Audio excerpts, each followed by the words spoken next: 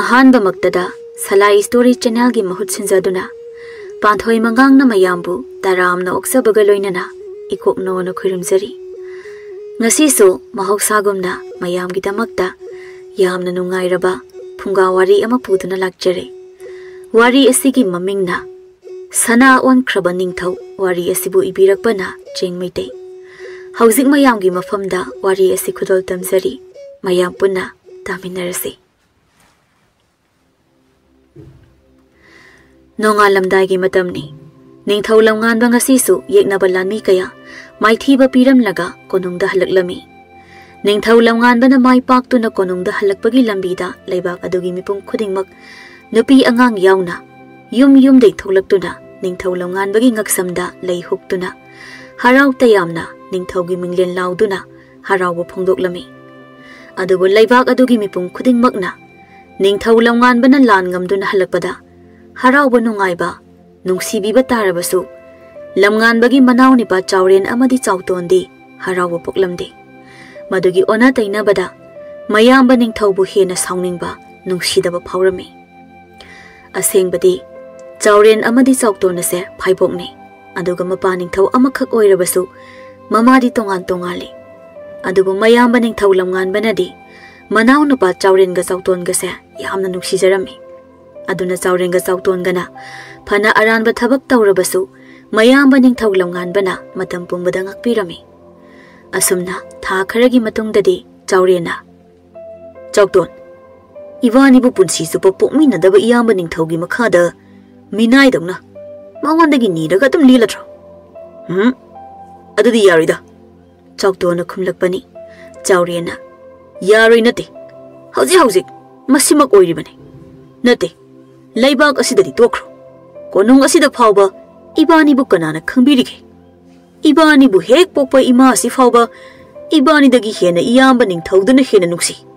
konung masida paiduna tongduna sanari bu uje oya singsi phawba iyamba Ningthou lamnganbagi minglen solaga isei sapugum tawi chawtona hera adudi nangsu pahai hekta haire ado iyamba Ningthou lamnganbana hingduna leiba makhaidi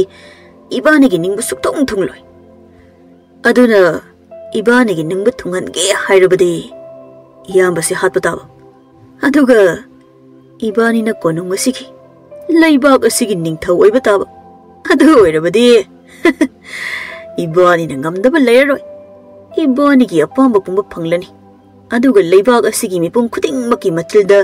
ibani gi minglen ngakta sonarani si natro ibani na pamli base chawren mane madumakne adubu iyamba Ningthou sidi ibani na mataw karamna hatkadoriba ma hatpa ngamba midi malem sida poklamloi hoine chummine iyamba Ningthoubu hatuna leibak asibu konung asibu lawgani na tholakhiba leibak kayagi Ningthou singbu iyamba Ningthou na manga kaktuna hatkrabani chawrena adudi ibani gi ningbase thungdana punsi supa konung asida ayokpo huigumna mapun di yamna luna nungsina toba mapu oibadi sukphang phangjedaba huigumna dum lien dawrabrane chawtona ha mapu na yamna luna toba yamna nungsiba hui haiba pangkal thongna leitaba ibani de wakhal tokse kok thadase aduga iyamba Ningthou lamnganbasi hatuna ibani na Ningthou oisigo chawrena ando ibani bu leibak ama khaktada Ningthou oiba nungaigadrani chawton hera adugi bu asok chawkhraba leibak asi ani thuktoklaga nangna leibak amagi Ningthou aina leibak amagi Ningthou oiroyedana chawrenga chawtonga do Ningthou oibagi wakhal sagatuna harauna noktuna leiringai mayamba Ningthou lamnganbada changlaklami aigi nungsiraba inaw anina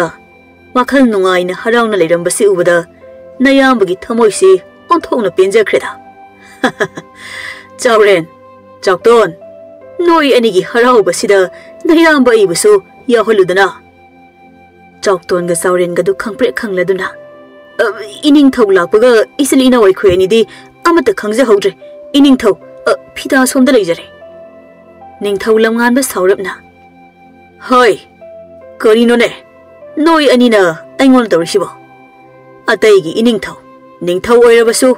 noi anigi di aise hek pokminaba nayamba halni haibasi kawrabro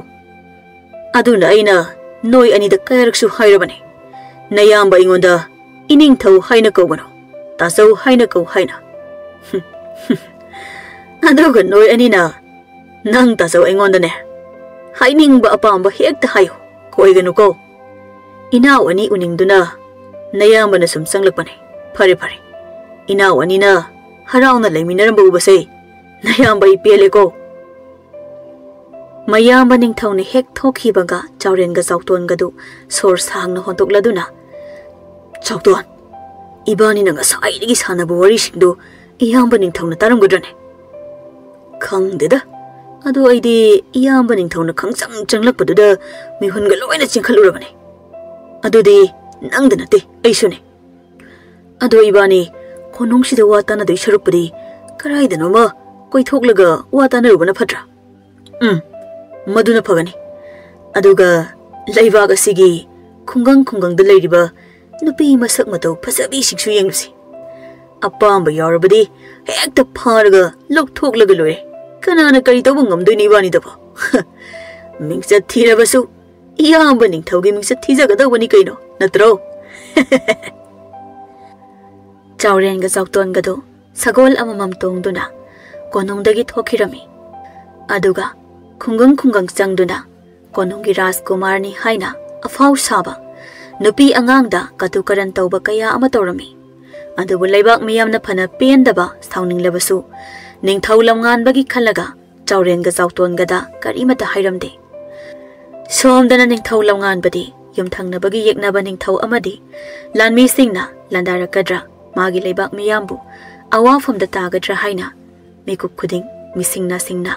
question senaduna leibana manawni pa anina leibaki nupi angang singda chatliba phattaba lamsa sajat singada yengsinba ngamlamde adubu chawrenga chawtongana leibaki nupi angang sing asida ka henba lamsa chalakpana nongmadi leibak adugi khungang kharagi mama mapa khara konongda laktuna chawren amadi chawtongi mathakta kaptuna wakatlami mama mapa oibasingi awaba wakat singadu tabada handakti Ningthou lamnganbadu manaw nupa chawren amadi chawtonda yamna saurami aduna Ningthou lamnganbana chawrenga chawtonga do nupi angangda phattaba lamchat chatpagi Ningthou lamnganbana phudno konongdagi chahi ama tangthokirami aduga karigumba amuk khana leibaki nupi angangda phattaba lichat chatlamlabadi sibagi chairaksu pigani haina akanba wa hairami aduga warep asi laukraba matungda Ningthou lamnganbadi manaw anibu nuksijabanina amuksu pendana kaplami aduba Ningthou lamnganbagi achungba pamba leibak miyamgi khanba michang mikhai naidaba adumadi leibak miyamna penarami asumna tha kharasida Ningthou lamnganbana magi leibak adubu awangba thakta chawkhatba setba chaba thakba wataba mahai masingda mapung phaba leibak ama oinaba kanna semkatlami aduga maisu paklami adubu chahi amagi matungdadi yam thajadana yeknaba leibaki Ningthou ani punsinnaduna yam laba lami kayaga Ningthou lamnganbagi leibakta khanghaudana ahing amada landaraklami matam adudadi Ningthou lamnganbadi manaw nupa chawren amadi chawtonbu konongdagi tanthokiba chahi pharabanina amuk khana konongda puraknaba lanmi kharaga manaw anibu lowa chatnaba thauranglami tanja aduda lanmi khara ipa pakhatna Ningthou aikhoigi leibak asigi makha thangba sarukta thimu shetpa yamlaba yeknabagi lanmi singna ngarang ahing nongalamdai ikhang khanghaudana landharaktuna mafam adugi ngak senduna leiriba aikhoigi lanmi amadi khunja singi mi oi kayabu manga kaktuna tumna hatuna mafam adugi yum kaya khungang kaya mai thaduna loina loksin khre Ningthou lamnganbana yamna sauna kari haiba lanmisha pawase chumni chumleko achumbani Ningthou pawase imina ikhongna uraga cheleklibani Ningthou tanja aduda lanmi kharasu ipa pakhana sensilaktuna Ningthou awang mai kairomda fingang shetba yamlaba lanmi kaya sagol samu tongduna changsilakle ꯑꯩꯈꯣꯏ ꯂꯥꯟꯃꯤ ꯈꯔꯁꯨ ꯌꯦꯛꯅꯕꯒꯤ ꯂꯥꯟꯃꯤꯁꯤꯡꯅ ꯐꯥꯖꯤꯟꯈ꯭ꯔꯦ ꯅꯤꯡꯊꯧ꯫ ꯀꯔꯤ? ꯐꯤꯉꯥꯡ ꯁꯦꯠꯄ ꯌꯥꯝꯂꯕ ꯂꯥꯟꯃꯤꯁꯤꯡꯅ ꯑꯋꯥꯡ ꯃꯥꯏꯀꯩꯗ ꯂꯥꯟꯗꯥꯔꯛꯂꯦ ꯍꯥꯏꯕ, ꯑꯗꯨꯒ ꯃꯈꯥ ꯃꯥꯏꯀꯩꯗꯅ ꯐꯤꯃꯨ ꯁꯦꯠꯄ ꯂꯥꯟꯃꯤꯁꯤꯡꯅ ꯑꯩꯒꯤ ꯃꯈꯥ ꯊꯪꯕ ꯃꯥꯏꯀꯩ ꯉꯥꯛꯂꯤꯕ ꯂꯥꯟꯃꯤꯁꯤꯡꯕꯨ ꯍꯥꯠꯇꯨꯅ ꯃꯐꯝ ꯑꯗꯨꯒꯤ ꯂꯩꯔꯤꯕ ꯈꯨꯡꯒꯪ ꯀꯌꯥꯕꯨ ꯈꯨꯗꯨꯝ ꯆꯟꯁꯤꯟꯈ꯭ꯔꯦ ꯍꯥꯏꯕ꯫ ꯑꯗꯨꯒ ꯉꯥꯏꯈꯣ, ꯑꯩꯒꯤ ꯏꯅꯥꯎ ꯑꯅꯤ ꯆꯥꯎꯔꯦꯟꯒ ꯆꯥꯎꯇꯣꯟꯒꯅ ꯀꯔꯥꯏꯗ ꯍꯧꯖꯤꯛ ꯂꯩꯔꯤꯕ? ꯂꯥꯟꯃꯤ ꯑꯃꯅ ꯏꯅꯤꯡꯊꯧ, ꯔꯥꯖꯀꯨꯃꯥꯔ ꯆꯥꯎꯔꯦꯟꯒ ꯆꯥꯎꯇꯣꯟꯒ ꯃꯣꯏ ꯑꯅꯤꯁꯨ ꯃꯥꯏꯀꯩ ꯀꯔꯣꯝꯗ ꯂꯩꯈ꯭ꯔꯤꯕꯅꯣ ꯍꯥꯏꯕ ꯑꯩꯈꯣꯏ ꯍꯧꯖꯤꯛ ꯐꯥꯎꯕ ꯊꯤꯕ ꯈꯪꯗ꯭ꯔꯤ ꯏꯅꯤꯡꯊꯧ꯫ ꯑꯗꯨꯒ ꯔꯥꯖꯀꯨꯃꯥꯔ ꯑꯅꯤꯕꯨ ꯁꯦꯟꯅꯔꯤꯕ ꯑꯩꯈꯣꯏꯒꯤ ꯂꯥꯟꯃꯤ ꯀꯨꯟꯗꯨꯁꯨ ꯍꯧꯖꯤꯛ ꯐꯥꯎꯕ ꯊꯤꯕ ꯈꯪꯖꯗ꯭ꯔꯤ ꯏꯅꯤꯡꯊꯧ꯫ ꯅꯤꯡꯊꯧ ꯂꯝꯉꯥꯟꯕꯅ ꯀꯔꯤ ꯍꯥꯏꯕ? ꯅꯣꯏꯕꯨ ꯑꯩꯒꯤ ꯏꯅꯥꯎ ꯑꯅꯤꯗꯣ ꯇꯦꯛꯇ ꯀꯥꯏꯗꯅ ꯂꯩꯔꯤ ꯁꯦꯟꯅꯔꯤ ꯍꯥꯏꯔꯝꯕꯗꯥꯏꯅꯦ? ꯍꯣꯏ ꯏꯅꯤꯡꯊꯧ, ꯆꯌꯣꯜ ꯑꯃꯒꯤ ꯃꯃꯥꯡꯗꯗꯤ ꯔꯥꯖꯀꯨꯃꯥꯔ ꯑꯅꯤꯗꯣ ꯇꯦꯛꯇ ꯀꯥꯏꯗꯅ ꯑꯩꯈꯣꯏ ꯂꯥꯟꯃꯤ ꯀꯨꯟꯗꯨꯅ ꯁꯦꯟꯅꯖꯕꯅꯤ꯫ ꯑꯩꯈꯣꯏꯁꯨ ꯐꯤꯕꯝ ꯑꯁꯤ ꯊꯣꯛꯂꯛꯀꯅꯤ ꯈꯪꯗꯕꯅꯤꯅ ꯈꯔ ꯀꯣꯝꯊꯣꯛꯇꯨꯅ ꯑꯋꯥꯡ ꯃꯥꯏꯀꯩꯗ ꯈꯨꯡꯒꯪ ꯑꯃꯒꯤ ꯋꯥꯀꯠꯂꯛꯄꯗꯒꯤ ꯆꯠꯂꯨꯕꯅꯤ꯫ ꯑꯗꯨꯒ ꯉꯔꯥꯡ ꯑꯍꯤꯡ ꯏꯈꯪ ꯈꯪꯍꯧꯗꯅ ꯐꯤꯉꯥꯡ ꯁꯦꯠꯄ ꯌꯥꯝꯂꯕ ꯂꯥꯟꯃꯤ ꯀꯌꯥ ꯑꯃ ꯆꯪꯁꯤꯜꯂꯛꯄ ꯎꯕꯗꯒꯤ ꯏꯅꯤꯡꯊꯧꯗ ꯄꯥꯎ ꯑꯁꯤ ꯄꯤꯔꯨꯁꯤ ꯍꯥꯏꯗꯨꯅ ꯂꯥꯛꯆꯔꯤꯕ ꯑꯁꯤꯅꯤ꯫ ꯑꯗꯨꯒ ꯏꯅꯤꯡꯊꯧ, ꯃꯈꯥ ꯊꯪꯕ ꯃꯥꯏꯀꯩꯔꯣꯝꯗꯁꯨ ꯐꯤꯃꯨ ꯁꯦꯠꯄ ꯌꯥꯝꯂꯕ ꯂꯥꯟꯃꯤ ꯀꯌꯥꯅ ꯑꯩꯈꯣꯏꯒꯤ ꯂꯥꯟꯃꯤ ꯀꯌꯥ ꯍꯥꯠꯈ꯭ꯔꯦ ꯍꯥꯏꯕ ꯑꯁꯤꯗꯤ ꯃꯐꯝ ꯑꯁꯤ ꯌꯧꯔꯕ ꯀꯥꯟꯗ ꯈꯪꯖꯔꯤꯕ ꯑꯁꯤꯅꯤ꯫ ꯅꯤꯡꯊꯧ ꯂꯝꯉꯥꯟꯕ ꯃꯤꯀꯨꯞ ꯈꯔ ꯃꯅꯥꯎꯅꯨꯄꯥ ꯑꯅꯤꯗꯨꯒꯤ ꯈꯟꯕꯗ ꯌꯥꯝꯅ ꯋꯥꯔꯝꯃꯤ꯫ ꯑꯗꯨꯒ ꯌꯦꯛꯅꯕ ꯂꯥꯟꯃꯤ ꯀꯌꯥꯅ ꯂꯥꯟꯗꯥꯔꯛꯄꯗꯨꯒꯤꯁꯨ ꯀꯩꯗꯧꯁꯤꯒꯦ ꯍꯥꯏꯅ ꯋꯥꯈꯜ ꯇꯧꯔꯝꯃꯤ꯫ ꯑꯗꯨꯒ ꯅꯤꯡꯊꯧ ꯂꯝꯉꯥꯟꯕꯅ ꯃꯥꯒꯤ ꯊꯧꯅꯥ ꯐꯔꯕ ꯂꯥꯟꯗ ꯍꯩꯁꯤꯡꯂꯕ ꯂꯥꯟꯃꯤ 500 ꯑꯃ ꯃꯈꯥ ꯃꯥꯏꯀꯩ ꯇꯝꯅ ꯐꯤꯃꯨ ꯁꯦꯠꯄ ꯂꯥꯟꯃꯤꯁꯤꯡ ꯑꯗꯨꯒ ꯂꯥꯟꯊꯦꯡꯅꯕ ꯊꯥꯔꯝꯃꯤ꯫ ꯑꯗꯨꯒ ꯂꯥꯟꯃꯤ 500 ꯑꯃꯅ ꯑꯋꯥꯡ ꯃꯥꯏꯀꯩꯂꯣꯝꯗ ꯐꯤꯉꯥꯡ ꯁꯦꯠꯄ ꯂꯥꯟꯃꯤꯁꯤꯡ ꯑꯗꯨꯒ ꯂꯥꯟꯊꯦꯡꯅꯅꯕ ꯊꯥꯔꯝꯃꯤ꯫ ꯑꯗꯨꯒ ꯂꯥꯟꯃꯤ ꯈꯔ ꯑꯃꯅ ꯃꯥꯒꯤ ꯂꯩꯕꯥꯛꯀꯤ ꯈꯨꯡꯒꯪ ꯁꯤꯟꯕ ꯊꯨꯡꯅ ꯌꯦꯛꯅꯕ ꯂꯥꯟꯃꯤꯅ ꯂꯥꯟꯗꯥꯔꯛꯄꯒꯤ ꯃꯤꯠꯅ ꯁꯤꯡꯅ ꯂꯥꯟꯒꯤ ꯁꯦꯝ ꯁꯥꯗꯨꯅ ꯂꯩꯅꯕ ꯄꯥꯎꯖꯦꯜ ꯄꯤꯅꯕ ꯊꯥꯈꯤꯔꯝꯃꯤ꯫ ꯑꯗꯨꯒ ꯑꯔꯣꯏꯕꯗ ꯀꯣꯅꯨꯡꯗ ꯂꯥꯟꯃꯤ ꯈꯔ ꯊꯅꯝꯂꯒ ꯅꯤꯡꯊꯧ ꯂꯝꯉꯥꯟꯕꯅ ꯃꯥꯒꯤ ꯂꯥꯟꯃꯤ ꯈꯔ ꯄꯨꯔꯒ ꯃꯅꯥꯎꯅꯤꯄꯥ ꯆꯥꯎꯔꯦꯟ ꯑꯃꯗꯤ ꯆꯥꯎꯇꯣꯟꯒꯤ ꯈꯣꯡꯒꯨꯜ ꯂꯤꯗꯨꯅ ꯊꯤꯕ ꯊꯣꯛꯈꯤꯔꯝꯃꯤ꯫ ꯑꯗꯨꯒ ꯅꯤꯡꯊꯧ ꯂꯝꯉꯥꯟꯕꯗꯤ ꯃꯅꯥꯎꯅꯨꯄꯥ ꯑꯅꯤꯁꯨ ꯊꯤꯕ ꯐꯪꯗ ꯂꯥꯟꯁꯨ ꯌꯦꯛꯅꯕꯅ ꯃꯥꯏ ꯄꯥꯛꯄ ꯁꯨꯝ ꯍꯦꯟꯖꯤꯜꯂꯛꯄꯅ ꯅꯤꯡꯊꯧ ꯂꯝꯉꯥꯟꯕ ꯃꯅꯥꯎ ꯑꯅꯤꯕꯨ ꯍꯥꯟꯅ ꯊꯤꯒꯗ꯭ꯔꯥ, ꯌꯦꯛꯅꯕ ꯂꯥꯟꯃꯤꯁꯤꯡ ꯑꯗꯨꯕꯨ ꯍꯥꯟꯅ ꯂꯥꯟꯊꯦꯡꯅꯒꯗ꯭ꯔꯥ ꯈꯟꯕꯗ ꯑꯋꯥꯕ ꯑꯃ ꯍꯥꯏꯕꯗꯨ ꯑꯣꯏꯔꯝꯃꯤ꯫ ꯑꯗꯨꯕꯨ ꯂꯩꯕꯥꯛꯅ ꯍꯦꯟꯅ ꯂꯨꯕꯅꯤꯅ ꯅꯤꯡꯊꯧ ꯂꯝꯉꯥꯟꯕꯅ ꯃꯅꯥꯎ ꯑꯅꯤꯕꯨ ꯂꯥꯟꯃꯤ ꯈꯔꯗ ꯊꯤꯅꯕ ꯊꯥꯗꯣꯛꯈ꯭ꯔꯒ ꯅꯤꯡꯊꯧ ꯂꯝꯉꯥꯟꯕꯅ ꯂꯥꯟꯒꯤ ꯑꯣꯏꯅ ꯁꯦꯝ ꯁꯥꯔꯝꯃꯤ꯫ ꯂꯥꯟꯃꯤꯁꯤꯡꯒꯤ ꯃꯀꯣꯛ ꯑꯃꯅ ꯏꯅꯤꯡꯊꯧ, ꯍꯟꯗꯛꯀꯤ ꯂꯥꯟ ꯑꯁꯤꯗꯤ ꯂꯩꯕꯥꯛ ꯑꯃꯈꯛꯅ ꯂꯥꯟꯗꯥꯔꯛꯄ ꯂꯥꯟ ꯅꯠꯇꯦ, ꯂꯩꯕꯥꯛ ꯑꯅꯤꯒꯤ ꯐꯠꯈꯤꯗ꯭ꯔꯕ ꯅꯤꯡꯊꯧ ꯑꯅꯤ ꯄꯨꯟꯁꯤꯟꯗꯨꯅ ꯂꯥꯟꯗꯥꯔꯛꯄ ꯂꯥꯟꯅꯤ꯫ ꯑꯗꯨꯁꯨ ꯏꯅꯤꯡꯊꯧꯅ ꯃꯃꯥꯡꯗ ꯃꯉꯛ ꯀꯛꯇꯨꯅ ꯍꯥꯠꯈ꯭ꯔꯕ ꯌꯦꯛꯅꯕ ꯅꯤꯡꯊꯧ ꯑꯅꯤꯒꯤ ꯃꯆꯥ ꯉꯥꯛꯇꯅꯤ꯫ ꯂꯨꯔꯤꯕꯗꯤ ꯏꯅꯤꯡꯊꯧ, ꯍꯧꯖꯤꯛ ꯑꯩꯈꯣꯏꯅ ꯌꯦꯛꯅꯕꯒ ꯂꯥꯟꯊꯦꯡꯅꯕ ꯆꯪꯒꯗꯧꯔꯤꯕ ꯑꯁꯤ ꯃꯥꯏꯀꯩ ꯀꯔꯣꯝꯗꯅꯣ ꯑꯁꯤꯅꯤ꯫ ꯃꯥꯏꯀꯩ ꯑꯅꯝꯕꯅ ꯌꯦꯛꯅꯕꯒꯤ ꯌꯥꯝꯂꯕ ꯂꯥꯟꯃꯤꯁꯤꯡꯅ ꯏꯀꯣꯏ ꯀꯣꯏꯁꯤꯟꯗꯨꯅ ꯑꯩꯈꯣꯏꯕꯨ ꯊꯝꯈ꯭ꯔꯕꯅꯤ꯫ ꯑꯗꯨꯒ ꯍꯧꯖꯤꯛꯇꯤ ꯑꯩꯈꯣꯏꯒꯤ ꯂꯥꯟꯃꯤꯁꯤꯡꯁꯨ ꯌꯥꯝꯁꯤꯜꯂꯛꯇ꯭ꯔꯦ꯫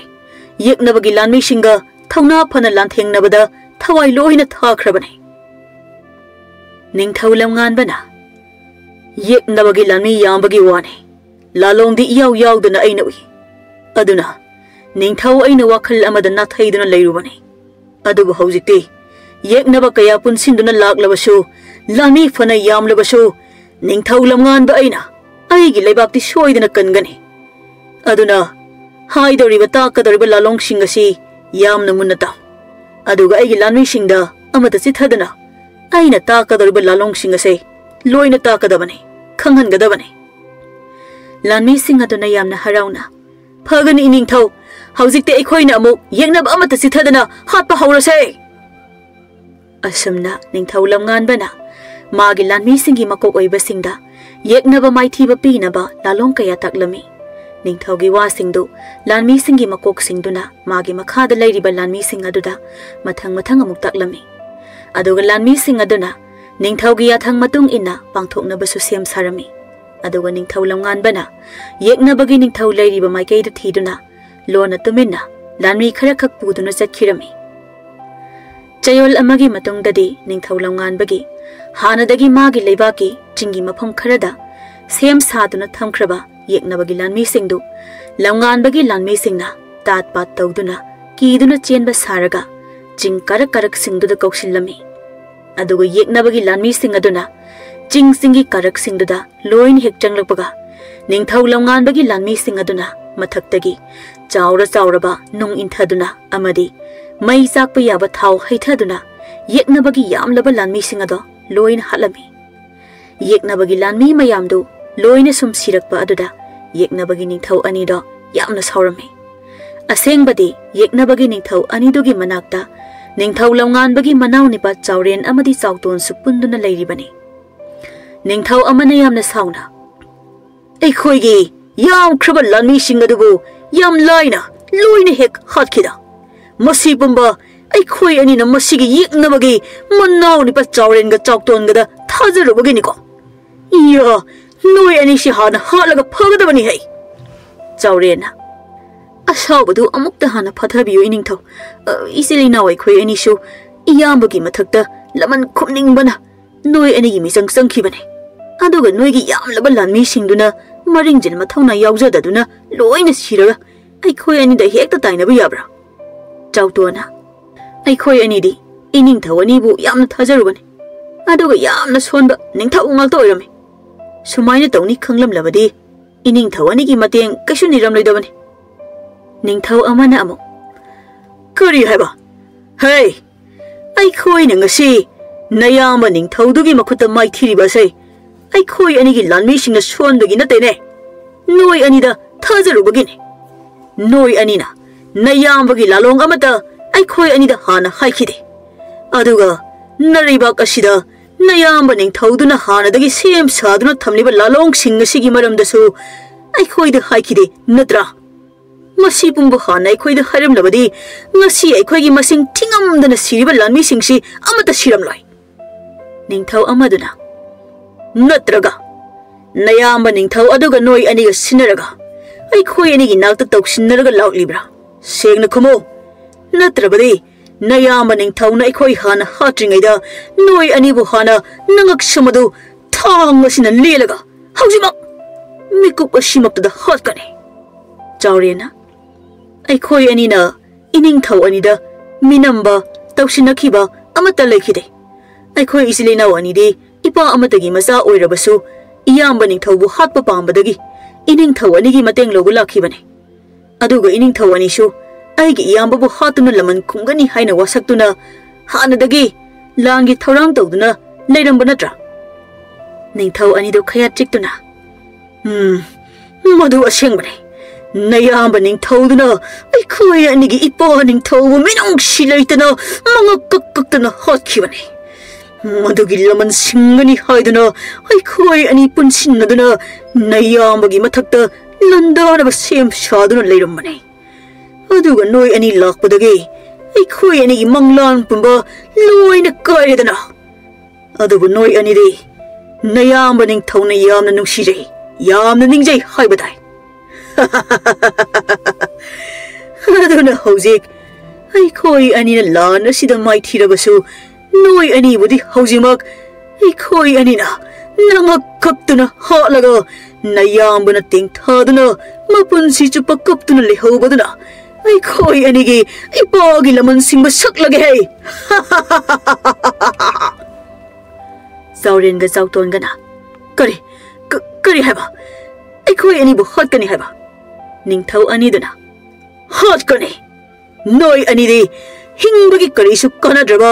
aremba lukhak kumbane mathawna liba maribak ningba nayamba dugi thamoi sengba mayamba ningba manaw ama oibasu ngamdraba yeknabaga lanthengnabasu ngamdraba michang oiduna thamoi sengna marup oibasu ngamdraba aduga naramdamgi miyamnasu naming phawba sonbidraba nungsibidraba noi anibu hingna thanambadi kari kanaribage aduna sem saro huina phawba chabiroidaba lukhak ani noi ani na hingduna leirabadi naramdamgi nupi angang amata leifom chafom khangleroi aduna sinaba sem saro hey yeknaba leibak anigi Ningthou anida Makutta thauraba thangsang amamam paiduna Chaurenga Chautonga hatnaba changlakpadu ubada Chaurenga Chautonga kibana thak thak niklami Adubu moi anisu siba kibanina mathoi hingnaba haiduna Makutta thang paiduna Yeknaba Ningthou aniduna hatpa ngamdanaba haiduna lan thengnarami Aduba Chaurenga Chautonga di lan haidaba nupi angangda khakta akanba saba chokpa haibanina Ningthou aniduga lan thengnaba aduda masa pumba thangna yamna soktuna I ngakta ngairami Aduna Chaurenga Chautonga du sirani haina kiduna kapna Ningthou aniduda hatpidanaba haijaba horakpada mayamba Ningthou lamnganbada lanmi kharaga sagol tongduna laklami Madu ubada Chaurenga Chautonga da kappa toktuna thauna phaba saduna yeknabagi Ningthou aniduga amuk lan thengnarami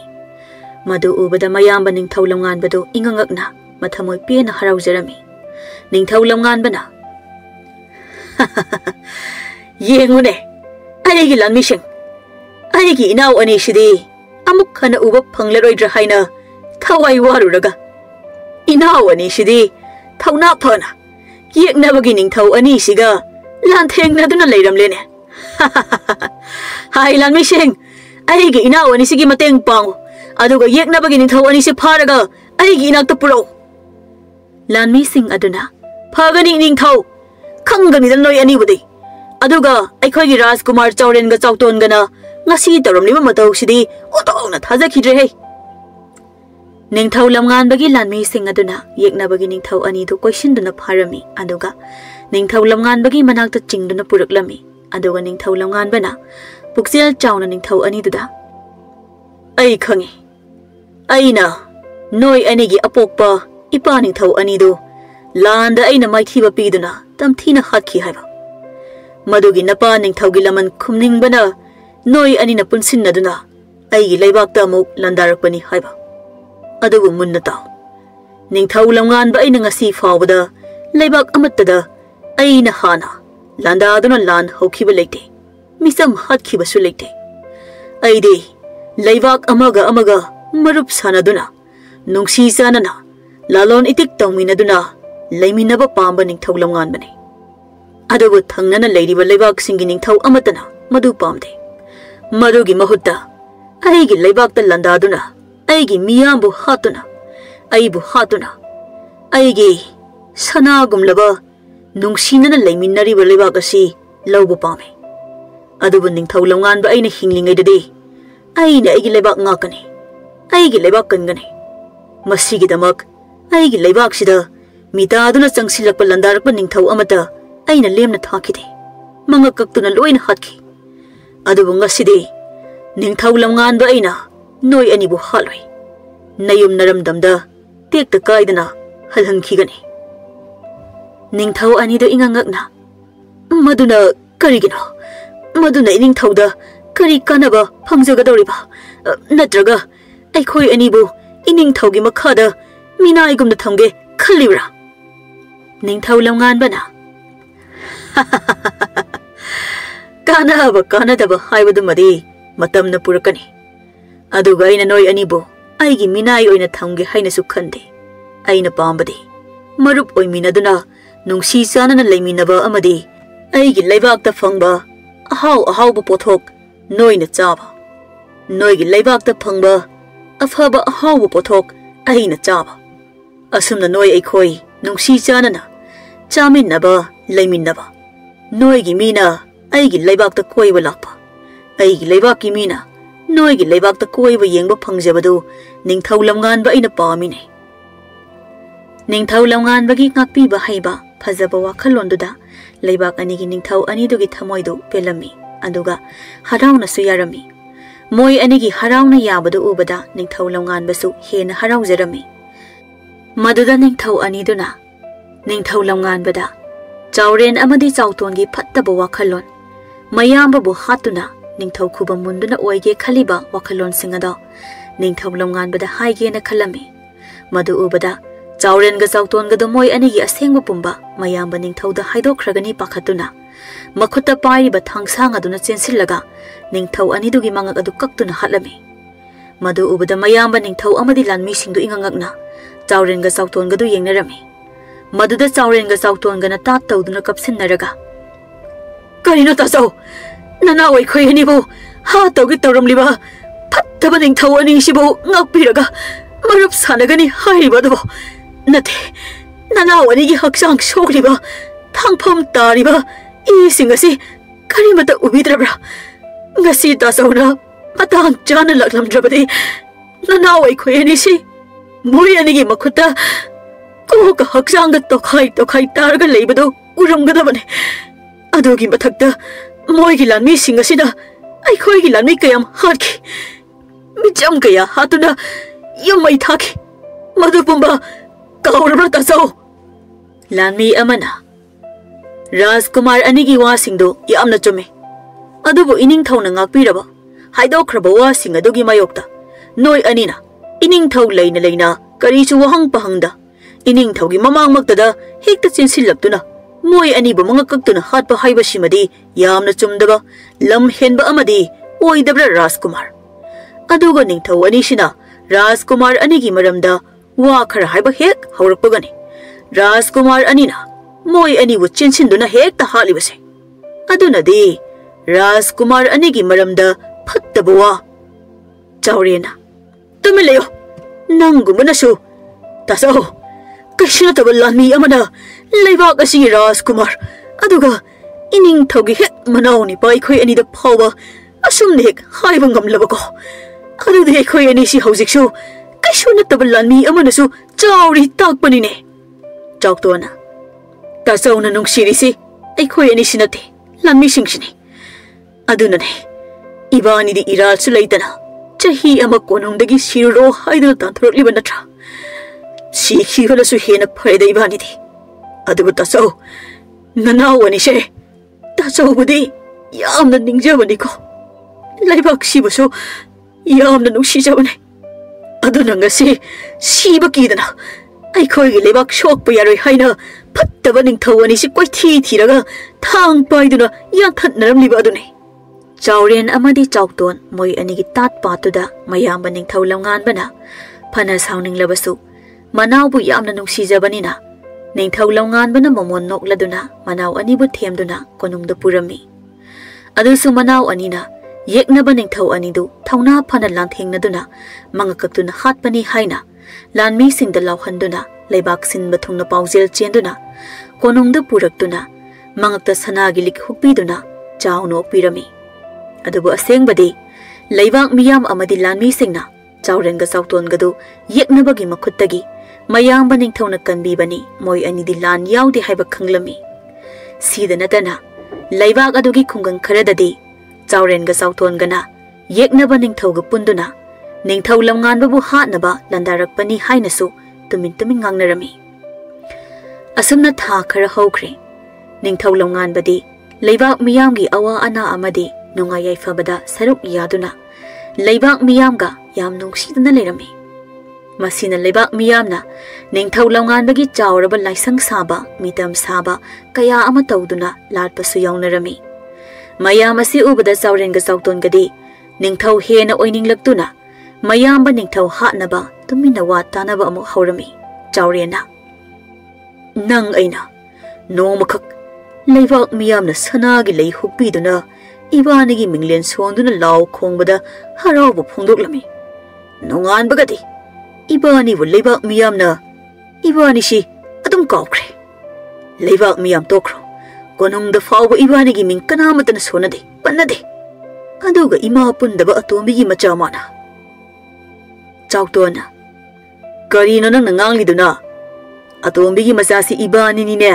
tasona tiye ha hoine sauning mandana ibani si atombi gi macha ni haibaga kawi he ado Ibani na atombi gi macha oiri na kedurake atombi gi macha di Ningthou ba yadabro konung sida ibani na maming dagi Rajkumar oidunu lere aduga ta saudi leibak sigi mafam kayada magi laisang sadana mitam yungdana laidona lanakre nate ibani na sumaina sumtamina lere si haibro sakto karigi leidoino aidi hojik su wakal hongba leitri ta sau si halaga leibak ase ani thokdoktuna Ibani laibak amamgi Ningthou oiba aduga kusira si tawduna tasaugi leiba sana lupa mani mukta mayam siga malem sin bathungna koiba leiba ga sigi nabi masak matau phaja ba kau duna konung da jagoi sanba aduga ai na pamba nabi shu apam ba khallaga lauba othok na wakhal nungai hei chaurena ai na khanbadu makni ne nangna haiba mayam se adubu tasau Ningthou oiduna leiri khaidi ibani gi manglan sidi mang adum oi leita ibani na hat kesu hat pangam do banati malem gi ja thire haiba Ningthou kayana phawba hat pa sungam ngamdraba tasau neba adubadi hat tabadi yaruni chawre haksang pangal na hat pangam drabasu loksing na nungsiba sasinaraga hat pa taridana kamaina ai haige nang yam munata hairone ai munatari ne aduro hu bijaraga adu su ibani na bijaroi ima halga ibani gi imagana bijaraga tasawase halange tawbatabu tasawna chana bazak hinjang da hu hapadi ibani na hapadawa asing bro nang haribo sibo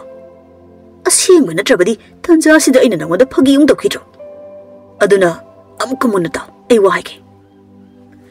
chauto na chaurenda mayam Ningthou longan babu matau karamna hatkani haina wa mayam ama hairami chauren su chauto na hairi basing ada yam harauna yarami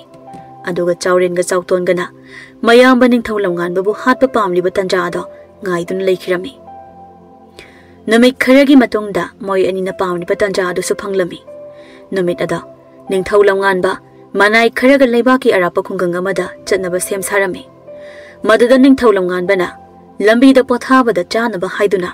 mama anina semliba chana thaknaba potlam mayamduda chauren ga chauton gana tumina hu hapchilami madu khangdabanina mama aniduna macha Ningthou longan bada yam phajana yomki duna pirami Ningthou longan basu mama anina sembiba chana thaknaba singadu harauna lauraduna aigi nungshirabi ima anigi chak hinjangi manam sidi nazadi chakbu khaklam heklam khlei ado ima ton aigi nungshiraba inaw ani dubu ngasigi ude moi ani bo aina chalam dai sida amukta uningkreda mama tona nanaw ani do ima kok thoklugi isa chalam khinuko hoi ima ton ngasi aina chatkadori ba thabak sidi ngasi hayang konungda amuk halakani haiba leite aduna inaw ani do mit pe na amukta yenglamlaga ai chatlagi tawbani ne mama maharani na image ibungo achauba nangna ngasi chatawriba thabak asibu kari thabak nune aibu ima da haidibra ima tondadi haikrabane ima atai ke sunate handak aikhoi gi leba ga sigi kha thangba aroiba sarukta leba liklam koba khungang adugi chingkhongda sanagi machugi fut ama tholei haina leibak miyam na ngangnariba mafam aduda chatkadabani ima hoine ima su tarini nati madubu asengbarane ima ai so asengbadi khangtri adubu mafam adugi mi singna konungda laktuna hairabaduda naza amukta chalaga yengluga tawani ima mafam adu umanglai amasu leiba male aduga ima mafam adugi ahalsingna hairambada umanglai adugi yam thajadana handakta itha thajadana sana masugi ising taba ifut adu thaina lai haktaki ai belai ki wari dasu sanagi ising oina turel ama chelami haina irami hai adu boi koi tai bomi oibana lai bu mirai raktuna mapuk chel phana raktaba masa gi da khana raktuna angam ba hatuna mullaga chana rakpa huran si thi hankalapa napi angangda phattaba lisat kya chana rakpadagi hojiki sanagi turel ado masa mathanta ahing amada mangki bani hai aduga hojikta chahi cha kaya gi matungda ifut oina nauna muk tholukpani haina nacha ingonda libirame masi pumba isana thamoi sengna laibak miyamgi kathokpa amadi hotna zamangi oirambasu yaini magi bungo hojik aikhoi gi laibak asida isana napa Ningthouna lai oikraba matungda isana Ningthou oina panbadagi mi amaga khungang amaga puksel tinana harauna nungsinana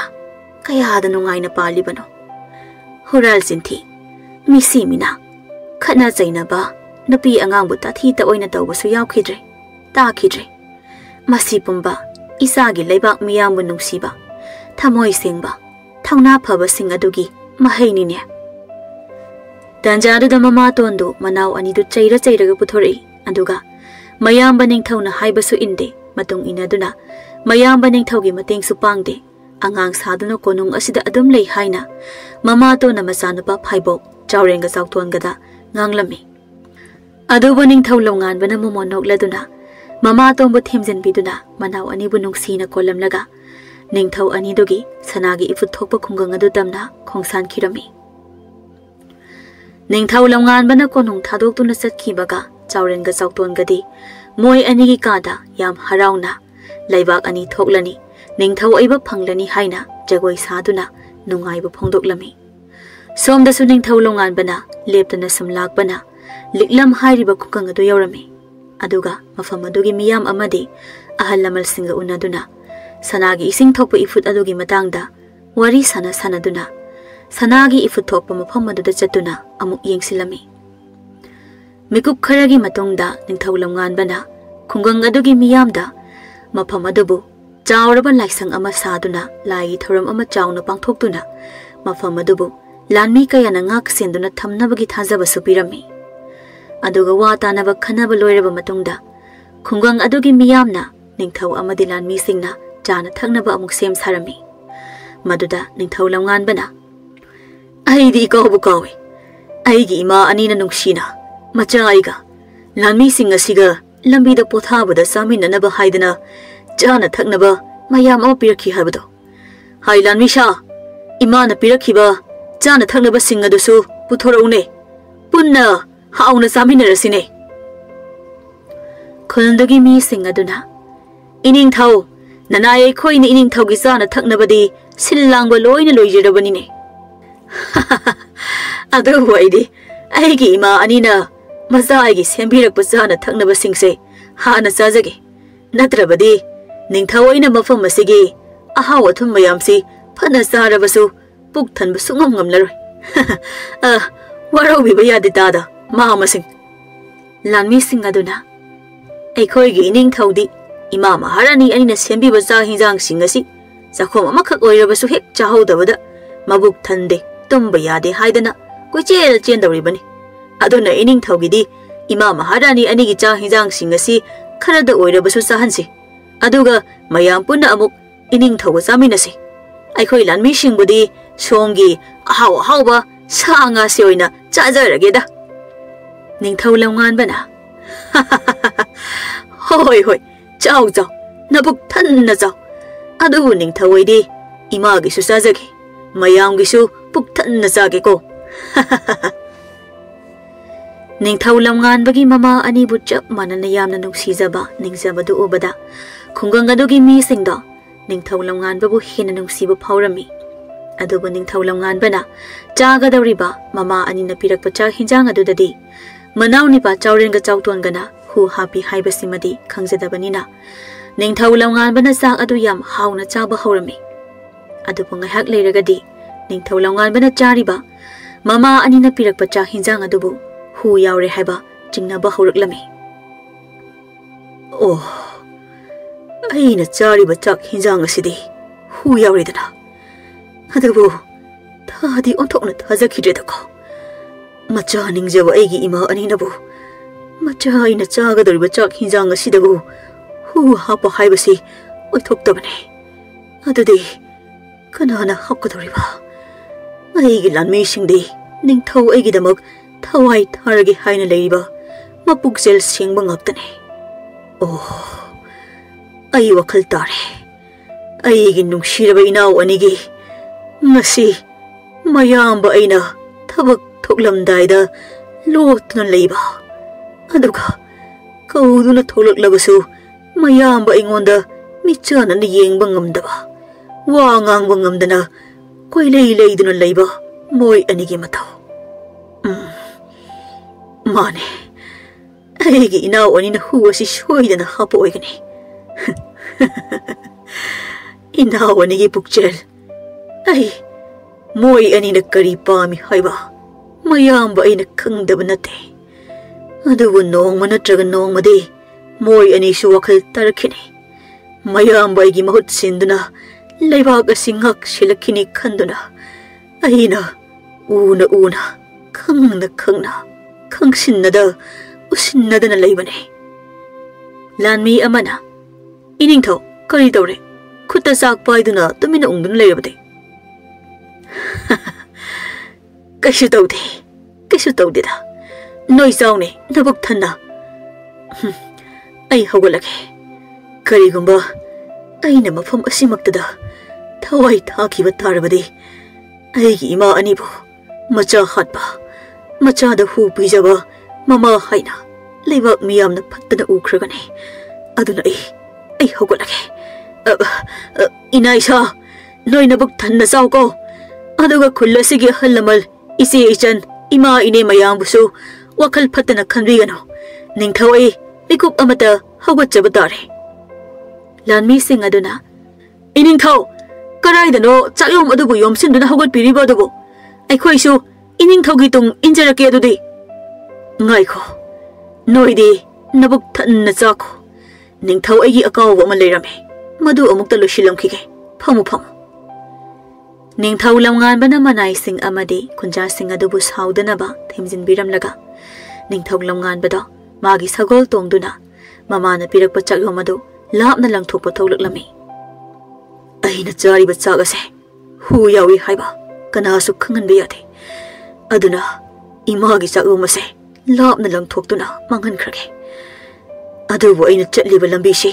ꯃꯝꯕꯅ ꯑꯃꯠꯇ ꯎꯗ꯭ꯔꯦꯅꯦ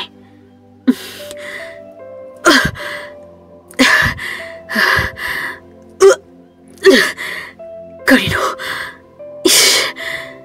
ꯑꯩꯗꯤ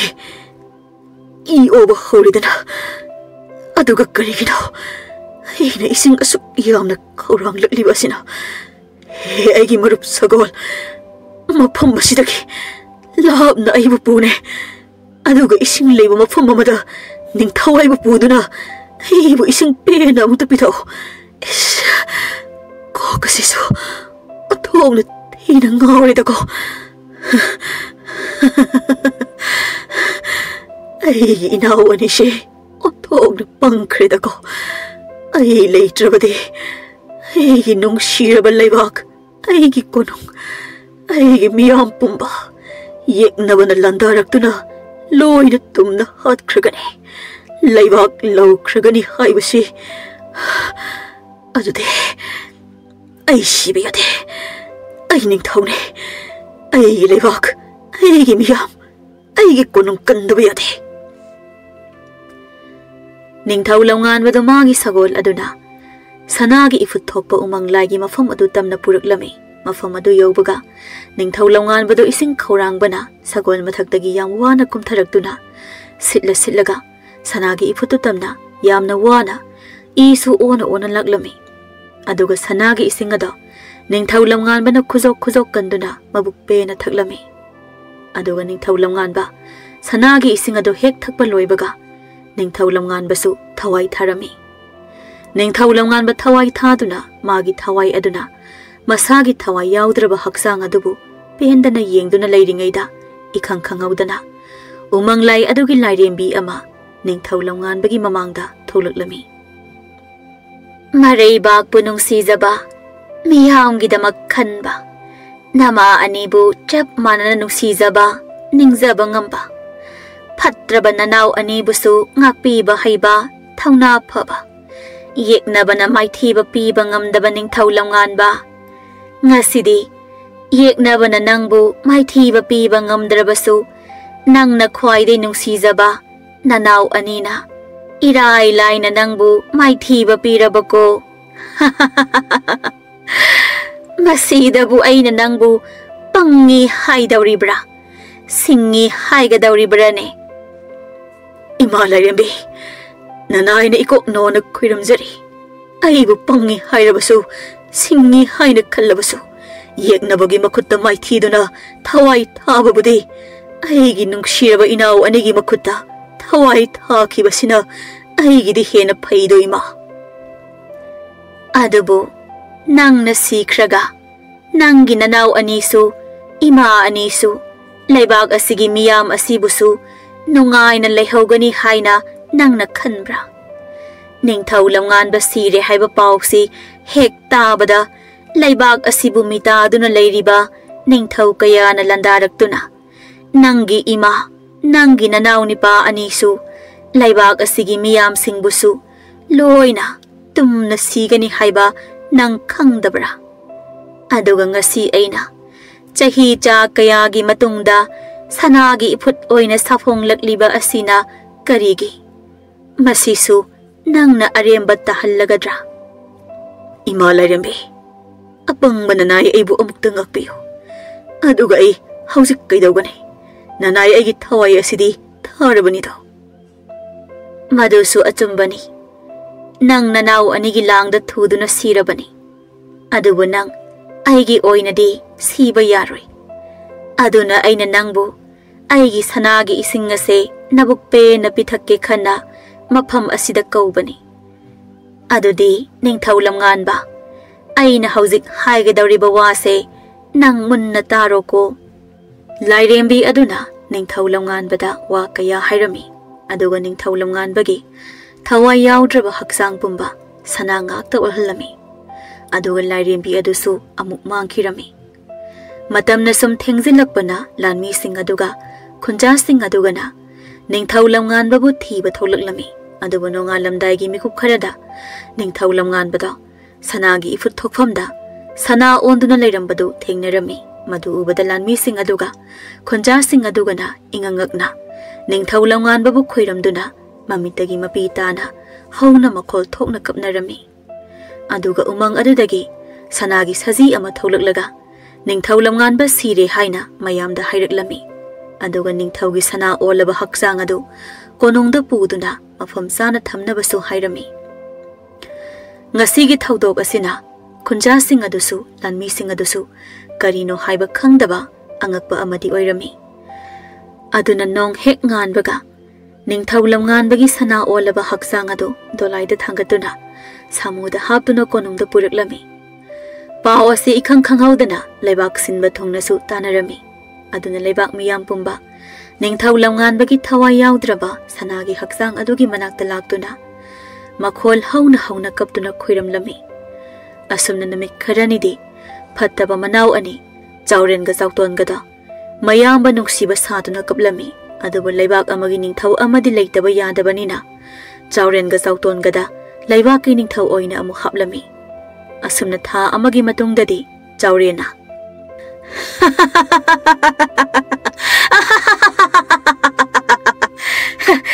ꯉꯥꯏꯕꯕꯨ ꯀꯜꯂꯕꯗꯤ ꯍꯦꯛꯇ ꯐꯪꯕꯖꯥꯠꯅꯤꯀꯣ ꯆꯥꯎꯇꯣꯟ. ꯍꯧꯖꯤꯛꯇꯤ 이바니기 로이는 오이러버니니 하. ꯆꯥꯎꯇꯣꯟꯅ 오이러디 ꯀꯩꯅꯣ 이바니ꯁꯤ ꯂꯩꯕꯥꯛ ꯑꯁꯤꯒꯤ ꯅꯤꯡꯊꯧꯅꯤ ꯅꯤꯡꯊꯧ. ꯑꯗꯣ ꯆꯥꯎꯔꯦꯟ 이바니ꯅ ꯍꯥꯏꯅꯈꯤꯕ ꯂꯩꯕꯥꯛ ꯑꯁꯤ ꯇꯪꯈꯥꯏ ꯇꯥꯗꯨꯅ ꯑꯅꯤ ꯊꯣꯛꯂꯒ 이바니ꯅ ꯂꯩꯕꯥꯛ ꯑꯃꯃꯝꯒꯤ ꯅꯤꯡꯊꯧ ꯑꯣꯏꯕꯅ ꯍꯥꯏꯅꯈꯤꯕꯗꯨ ꯀꯝꯗꯧꯁꯦꯕ? ꯀꯝꯗꯧꯕꯕꯨ ꯀꯩꯅꯣ? ꯍꯌꯦꯡ ꯍꯦꯛꯇ ꯂꯩꯕꯥꯛ ꯑꯁꯤ ꯇꯪꯈꯥꯏ ꯇꯥꯅ ꯌꯦꯟꯅꯔꯁꯤ ꯍꯥꯏꯕ꯭ꯔꯣ? ꯉꯥꯏꯈꯣ, ꯑꯅꯤ ꯊꯣꯛꯅ ꯌꯦꯟꯅꯗ꯭ꯔꯤꯉꯩꯗ ꯁꯤꯒꯤ ꯀꯣꯅꯨꯡꯁꯤꯒ ꯆꯞ ꯃꯥꯟꯅꯕ ꯀꯣꯅꯨꯡ ꯑꯃ ꯍꯥꯟꯅ ꯁꯥꯅꯕ ꯇꯧꯁꯤ. ꯑꯗꯨꯒ 이바니 ꯌꯦꯟꯊꯣꯛꯅꯔꯁꯤ. ꯆꯥꯎꯔꯦꯟꯅ ꯑꯗꯨ ꯉꯥꯏꯈꯣꯅꯦ, ꯑꯩꯅ ꯈ꯭ꯋꯥꯏꯗꯒꯤ ꯉꯛꯂꯤꯁꯦ ꯑꯩꯈꯣꯏ ꯇꯥꯆꯧꯗꯣ 이바니ꯅ ꯍꯨ ꯍꯥꯞꯄ ꯆꯥꯛꯇꯨ ꯆꯥꯔꯒ ꯁꯤꯔꯤꯕ꯭ꯔꯥ ꯅꯠꯇ꯭ꯔꯒ ꯁꯅꯥꯒꯤ ꯏꯁꯤꯡꯗꯨ ꯊꯛꯄꯗꯒꯤ ꯁꯤꯔꯤꯕ꯭ꯔꯥ ꯁꯤꯅꯤ. ꯁꯤꯕꯨ ꯁꯤꯔꯗꯤ ꯌꯥꯔꯦ ꯀꯩꯅꯣ. ꯑꯗꯨꯒ ꯂꯥꯟꯃꯤꯁꯤꯡꯅꯁꯨ 이바니ꯅ ꯍꯨ ꯍꯥꯞꯄ ꯆꯥꯛꯇꯨ ꯆꯥꯅ ꯆꯥꯅ ꯇꯥꯆꯧꯗꯨ ꯁꯒꯣꯜ ꯇꯣꯡꯗꯨꯅ ꯆꯠꯈꯤ ꯍꯥꯏꯔꯤꯕꯗꯨꯗꯤ. ꯑꯗꯨꯅ ꯑꯩꯒꯤ ꯋꯥꯈꯟꯗ 이바니ꯒꯤ ꯍꯨ ꯌꯥꯎꯕ ꯆꯥꯛꯇꯨ ꯆꯥꯔꯨꯕꯒ ꯂꯥꯏꯒꯤ ꯁꯅꯥꯒꯤ ꯏꯁꯤꯡꯗꯨ ꯑꯃꯨꯛ ꯊꯛꯂꯨꯕꯗꯨꯒꯅ ꯇꯥꯆꯧꯗꯨ ꯁꯤꯅ ꯁꯅꯥ ꯑꯣꯟꯕ ꯑꯣꯏꯔꯝꯒꯅꯤꯅꯦ. ꯅꯪꯅ ꯍꯥꯏꯗꯨ ꯆꯨꯝꯃꯦ, ꯑꯩ ꯈꯪꯉꯦ. ꯑꯗꯣ ꯍꯌꯦꯡ 이바니ꯅ ꯂꯩꯕꯥꯛ ꯑꯁꯤ ꯌꯦꯟꯅꯕ ꯃꯇꯝꯗ ꯑꯩꯈꯣꯏ ꯇꯥꯆꯧꯒꯤ ꯁꯅꯥ ꯍꯛꯆꯥꯡꯁꯤꯁꯨ ꯇꯪꯈꯥꯏ ꯆꯞ ꯃꯥꯟꯅꯅ ꯈꯥꯏꯔꯒ ꯌꯦꯟꯅꯗꯧꯕꯅꯤꯀꯣ. ꯌꯦꯟꯅꯗꯗꯤ ꯀꯩꯅꯣ, ꯈꯖꯤꯛ ꯈꯔꯒꯤ ꯃꯃꯜ ꯅꯠꯇꯦꯅꯦꯁꯦ. ꯆꯥꯎꯔꯦꯟꯒ ꯆꯥꯎꯇꯣꯟꯒꯅ ꯉꯁꯥꯏꯗꯒꯤ ꯁꯥꯟꯅꯔꯤꯕ ꯋꯥꯔꯤꯁꯤꯡꯗꯣ Moi anibu hek pokpa mama duna changlakpada loina tarami aduna mama duna mamitagi mapita na changlaklaga chauren ga chauton ga du khupak na thaduna phurami atu yamna phattaba noi ani sibu aini hek pokpa ichani ko noi ani na yamba du hatkani haiba khanglam labadi noi ani na piklingai da nama aina oina ho bizaraga noi ani se halam ga dabani ko chaurena ai khoi ma se macha aseng bai khoi ani da asuk yamna nuksiri si karigino aduga poktaba macha sida hena nuksiri si nate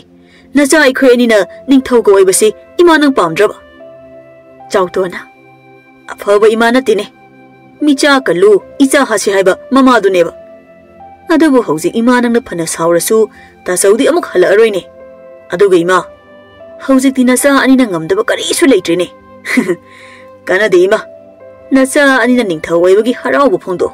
nasa pumba sana na letengduna nungai na leyu ima chaurena mane ima hauji nungai na leyu hayengdagi namau nupi masak phaja phajaba mayam ama lakpa hauradabani ni ima aduga ne siral tural tawgi kainagadi khanganu ko ima kaidau toiba hat ki hairibra nama ibusu phai phai hat ki su halu adugo aina sidringai dane konungi mifam kaugani aduga noi anigi naral pumba nama aina khangangani leibak miyam taktuna noi ani bo Ningthou dagi minai ohengani lemna tharoi kaisum sangda namsilaga sidri phawa thamgani chautona chauren ima su khamo ima su phawo natrabadi ibani gi manglan baloina kairani phawni chaurena ima nang sakhiba yari ni ma chauren ka chauton gana song sindana mama bu pharami maduda mama su nan thoktuna chatnaba hotnaba tanatana kana lauba horaklami mama na lauba horakpaduda chauren na mama gi machil menduna chauton na makhut phajilaga mama bu namsilaga thamlami adubu moi ani na machil menduna namsilaga thambaduna mama do sor honba ngamdana thawai thakirami madu ubada chauren ga chauton ga do mekup kharadi tafom khangdana leirami adubu minungsi sendaba Ningthou gi khubam hena pambanina mama gi asiba hakjang ado tuminna mama gi kada puduna phamung da tumhallaga thamlami aduga moi ani tumina amuk tholaklami adubu namit asigi namidang ahing nawyai dadi yeknaba leiba ki yeknaba Ningthou kayana ikhang khanghaudana landaraktuna Ningthou lamngan bagi leibak adugi mi oi kaya khatba pharaga minai ohenba yummai thaba tawduna leibak ado tapna laushinba horaklami paw sitabada sauren ga sauton ga du kibana masabum ba thak niklami aduna araiba lanmi kayado yeknaba ga lanthengna na ba tharami aduba Ningthou lamngan ba yaudabana yeknaba gi lanmi na hen khibana Ningthou lamngan ba gi lanmi singdu mai thiduna thawai thaba yaw phajin khiba yaw tongnarami asumna tapna landaraktuna konongsu loina quesinduna yeknaba gi lanmi singna chauren ga sauton ga su phaduna konong adugi mamangda mafi marol segaiduna pang tinglaga lebak miya mamangda phurami matam aduda chauren ga sauton ga do sirani haiba khanglapa mikupta moi anina mayambada tawkhiba aranba singdu ningsingduna kaptuna mayambabu lale haina kaurami chaurena tacho nanaw anina lankhiba singdu ngakpiyu ko ai khoi lale tacho chautona tacho nang layam labadi ngasi nanaw anigi punsi se manglamoy ko tacho yeknabagi Ningthou sing aduna moi ani sibu thawna phaba Ningthou lamngan bagi hek manawrane onthong na su pangde da ko hailan mising matamangano moi anibo thang na machet lelaga hatlaga ne masa singado sa ujek ta pijakho aduga sana gumna matik mayai leiraba leibaga si ai khoi Ningthou ahumna yena jabatare aduga ne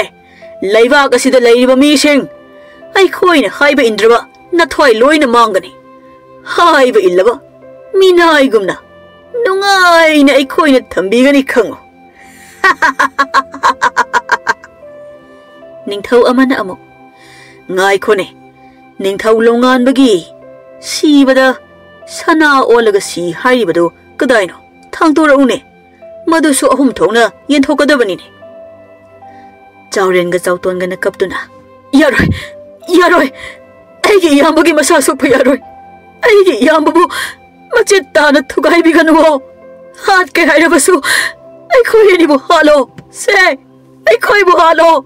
aduga aigi yambagi senglaba sana olaba haksang adubudi sokpi ganu yeknaba Ningthou sing aduna hai mayambagi sanagi haksang du hana ahum thona yena si hai aduga moi ani si halase phattaba lanmi sing aduna Ningthou lamngan bagi sana olaba haksang adu chingduna thangduna puthori aduga ahum thona hek yena gena thugai ba horakpada Ningthou lamngan bagi sana haksang adu thang satuna punglang langna sana oina adum hogolaklami madu ubada lairiba mipung khudingmak ingangakna kibana sumaya kaduna yengnarami aduba Ningthou lamngan bana sanagi Ningthou gumna makhutta pairiba thang aduna yeknaba lanmi singada mitna kupada manga kaktuna khatlami aduga yeknabagi Ningthou ahum adubasu tamthina manga kaktuna khatlami aduga manaw anisu konungsu Maribak miyambusu Ningthou lamngan bana amuk kalami numit asidagi laibak amatana Ningthou lamngan bagi laibak talandabadi lairaduna hanna phawba yenglakhidre aduga manaw nipa Chauren ga chauton gasu wakhal taraduna mayamba Ningthou da lale haina khoiramduna haijarami aduba Ningthou lamngan bana manaw anina wakhal tarakpadu ubada harawraduna ngakpirami hojikti inaw anina wakhal tarakpasi ubada Nayambagi thamoy se pele hayo noi anina apamba karino nayamba na soidana pigani hayo kari pami noi ani Chauren ga chauton gana tasauna soidana di pibiyo ko kari gumba pidrabadi nanawani mikup asida thawai thajagani tasau hayo ne nayamba na soidana pigani noi ani bu hojiksu Ningthou oiba pamlibra Pam labadi housing mak mikup simaktada nayamba na pigani hayo Ningthou oiba pamra Chauren ga chauton gana pamjadi taso aikhoi ani na pambadi nanaw aikhoi ani se tacho gi ikhut magna chai chama phubiraga kaisum changda chahi tara namsinduna thabiyo masingam loidaba oirabadi nanaw ani Mikup asimaktada sijagani tacho Ningthou lamngan badu ingagakna kari karamba apambuno aduna aduga karigino noi anina madu pamlibadi Chauren ga chauton gana tacho nanawani se yamna phattaba tacho bu hatpa ima bu hatpa yamna phattaba machani manaw ni tacho aduna tacho Nanawa ni apamba aning base tasauna mukta haro pibiyune Chauren ga chauton gana mayambada khoiramduna haijaba maran bu yazabaduna Ningthou lamngan bana mamitagi mapi tana tana manaw anibu chai chama phurami aduga chahi tara kaisum sangda thamkhirami aduga Ningthou lamngan basu sanagi haksang onduna manaw anigi chahi tara do ngaiduna amuk leikhirami adubu leibaki luraba matangdadi Ningthou lamngan ba amuk hanagumna hanjinduna leibaki aruba mikup kayada saruk yarami asumna chahi tara subaga manaw anina kaisum sangdagi tholakbaga manaw anibu Ningthou haptuna Ningthou lamngan ba amuk hana sana onduna konungda tumina lekhirami aduba Ningthou lamngan ba mi amuk onge sana amuk onge haiba lairembi adugi thawzaldagi ngamjabanina manaw aniduga amuk unaduna laibak miyamgasu unaduna nungaina leiminakhirami